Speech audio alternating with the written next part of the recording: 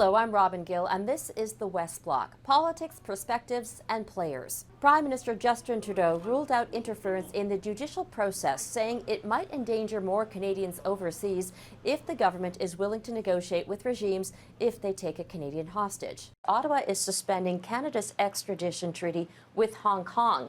It means Hong Kong residents facing extradition from Canada would not be sent back. The move is in response to China's recent national security law for Hong Kong, which essentially brings what was once an autonomous city-state under Beijing's legal control and authority. Canada joins the international community in expressing its grave concern with the passage of national security legislation for Hong Kong by mainland China.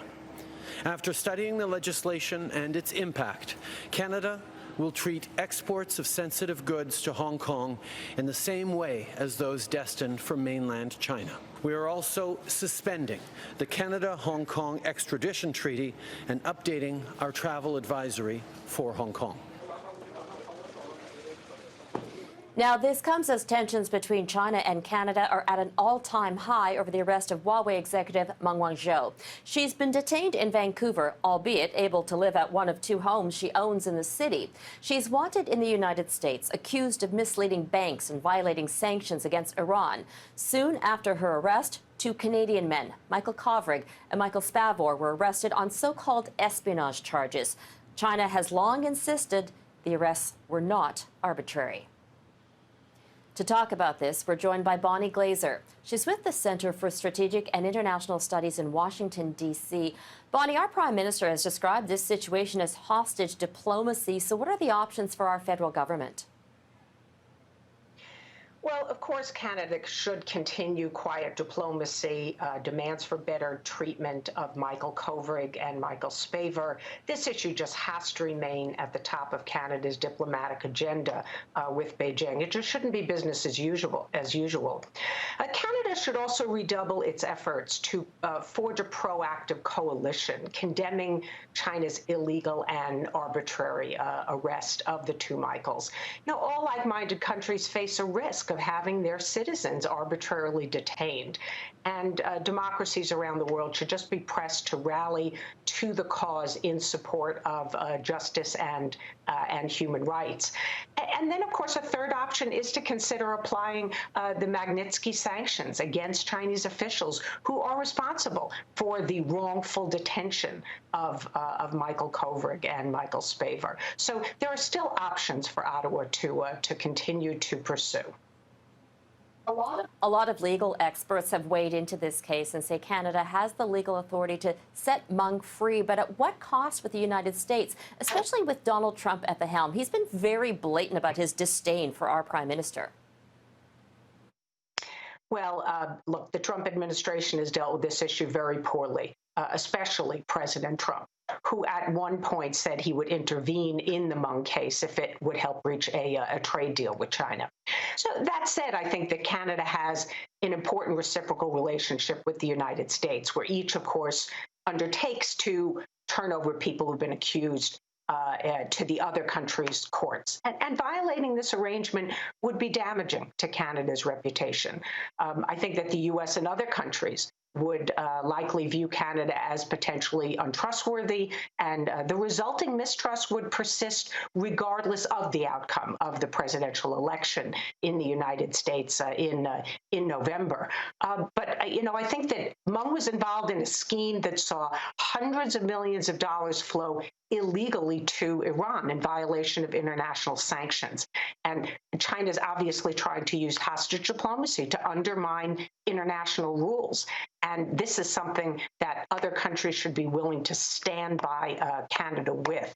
And this is not something that Canada should deal with by itself.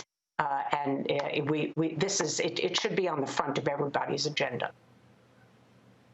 Will the U.S. give up on its fight with China and drop the charges against Meng?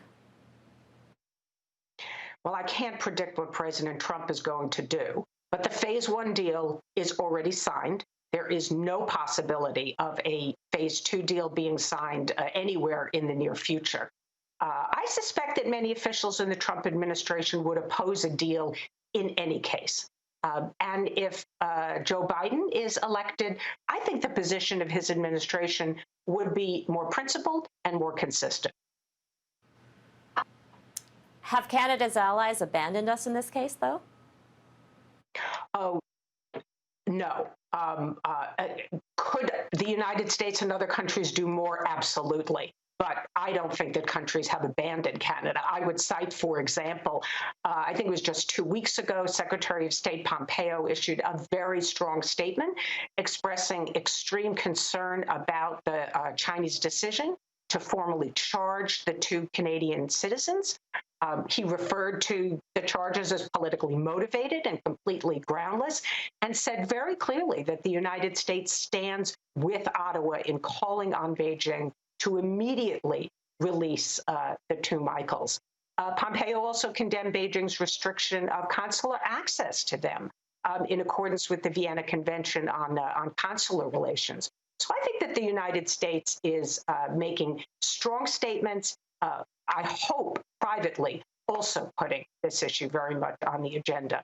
But if countries don't do more in coordination and concert with each other, then China can simply, try to divide them, to drive wedges between them. China fears most of all an anti-China coalition. We're seeing that form on issues like the COVID-19 pandemic. And this is another issue where countries should be working together more closely. Given the iron fist of this communist regime and conviction rates in China being 99%, is there any hope of getting the 2 Michaels out sooner rather than later? We should not be pessimistic. We should leave no stone unturned in our efforts to get them to be released. This is not an issue where we should look backwards and judge Chinese record in past cases. We just have to work as hard as we possibly can to convince the PRC it is in its best interest. If it wants to be seen as a responsible global player, it must release the 2 Michaels and stop arbitrarily arresting foreign citizens. Bonnie Glaser, thank you for your time. Thank you. That's all the time we have for today. Thanks for joining us. For the West Block, I'm Robin Gill.